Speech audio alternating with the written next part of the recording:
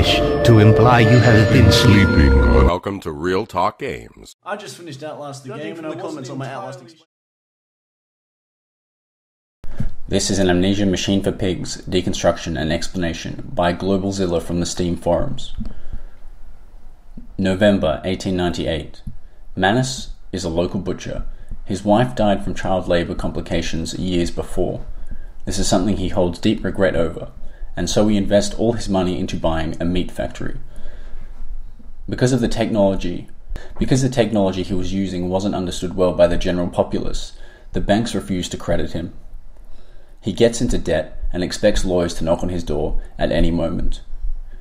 He views his machine as a work in progress. Quote, "What are these two arms compared to the multitude that can be applied without pay, without tire, by adapting the mechanisms we find in the looms and the mills?" At this point, Manus has no evil intentions. February 1899. Money seems to flow again for Manus, and things start getting better.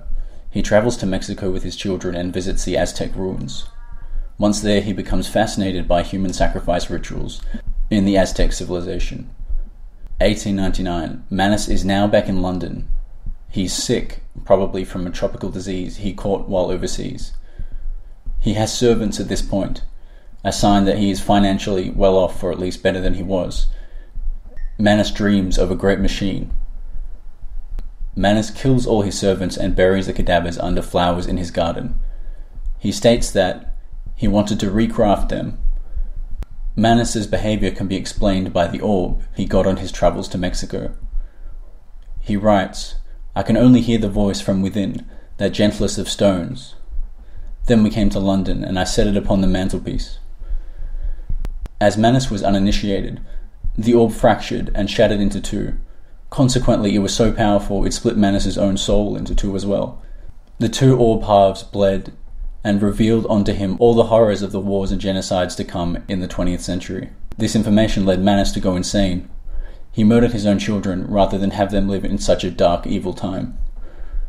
Manus brings the two orb shards back to England to use them to power the machine and to remake the world.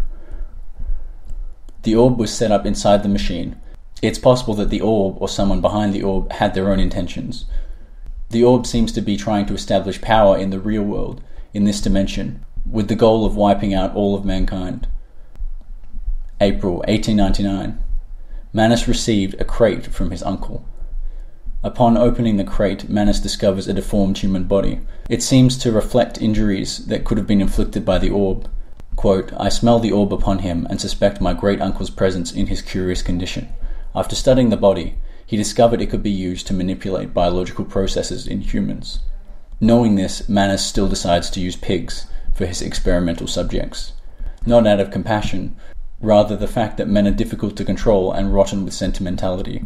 Quote, "We require a new creature for our shadows, loyal, clever, strong, easily manipulated."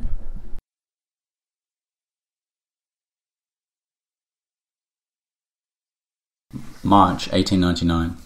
The pigs used in Manus's experiment seem to have evolved into intelligent creatures. Manus thinks about providing them a god in order to form some sort of religion. He realizes at this point that they are no different to the masses, and are much the same as human beings. June 1899. Manus, sick from his travels to Mexico, is stricken by fevers and nightmares. In spite of this, he is determined to work on his machine. During this period, he develops psychotic symptoms towards his children. Quote, "I hear my children playing in the attic, but it fills me with terror, not love.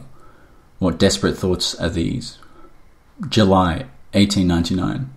Manus continues his research and begins working on a mysterious compound. It seems that the compound is able to reanimate dead bodies. August 1899. Some of the first test subjects, mutated pigs, have escaped the machine, and they have entered the sewers.